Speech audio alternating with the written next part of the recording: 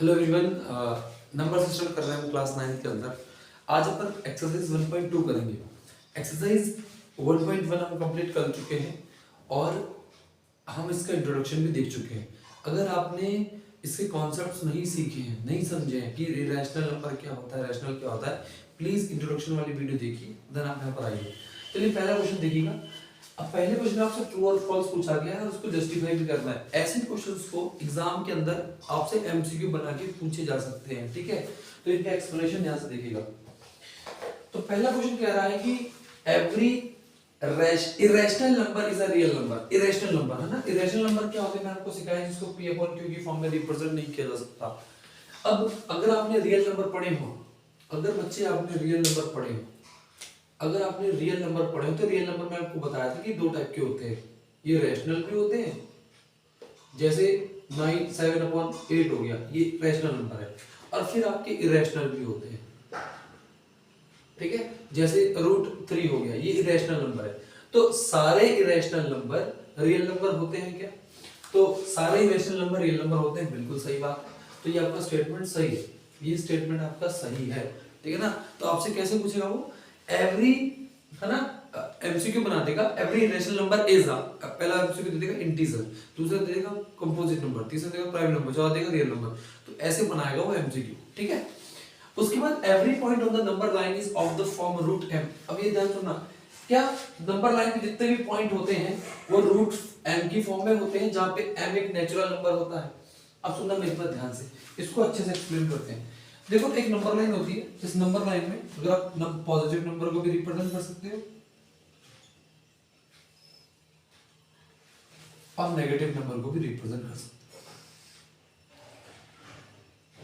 ठीक है।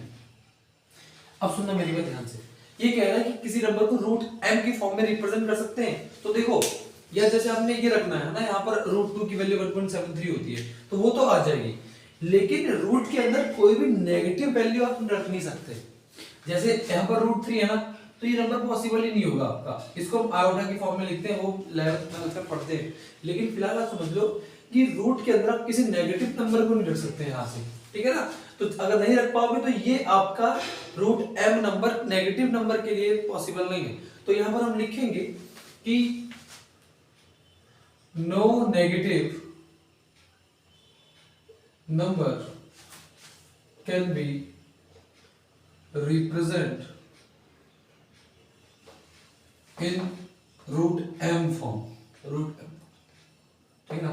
तो ये आप याद रखिए, किसी नेगेटिव नंबर को आप रिप्रेजेंट नहीं कर सकते। बात समझ में आ गई। तो ये स्टेटमेंट आपका फॉल्स है। ये स्टेटमेंट कैसा बच्चा? फॉल्स है। ये स्टेटमेंट आपका फॉल्स है, क्योंकि आप नेगेटिव नंबर को रूट में नहीं रख सकते। बात क्लियर है? बात समझ में आ गई? हाँ जी। तो अगला समझते हैं, every real number is a irrational number. अब सुनना मेरी बात ध्यान से, ये क्वेश्चन नंबर 3 है। अब देखो, क्या सारे रियल नंबर इरेशनल है? क्या सारे रियल नंबर इरेशनल है? नहीं, रियल में रैशनल भी है, इरेशनल भी है। तो इसका मतलब सारे रियल नंबर इरेशनल नहीं होते। ये एवरी लिखा है यहाँ पर, तो ये स्टेटमेंट भी आपका फॉल्स हो जाएगा और ये स्टेटमेंट आपका गलत है। आगे बच्चे बात समझ लो, ठीक है। मुझे बताओ यहाँ तक तीनों क्वेश्चन समझ में आए हैं अच्छे, ऊपर वाले के नहीं आए? ठीक है, डन है। आगे बढ़े, बताओ मुझे फटाफट से।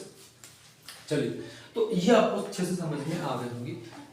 अगला, अब कह रहा है कि question number 2, square roots of all positive integers, है ना। Square root of all positive integers irrational होते हैं क्या? तो हम कुछ पॉजिटिव इंटीजर लेते हैं, है ना, कुछ पॉजिटिव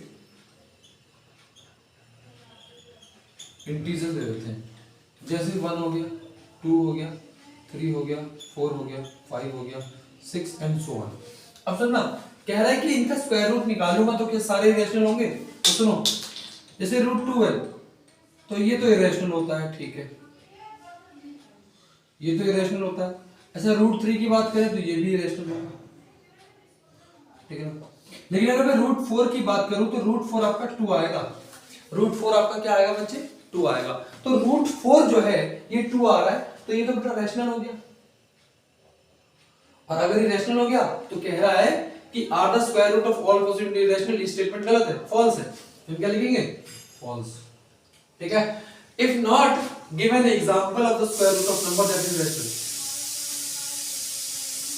एग्जाम्पल पूछ रहे हैं, अब हमने एग्जाम्पल दे दिया √4, अब √9 भी ले लीजिए, √9 का मतलब 3 होता है, √16 मतलब 4 होता है, तो ये आपके कुछ क्या हो गए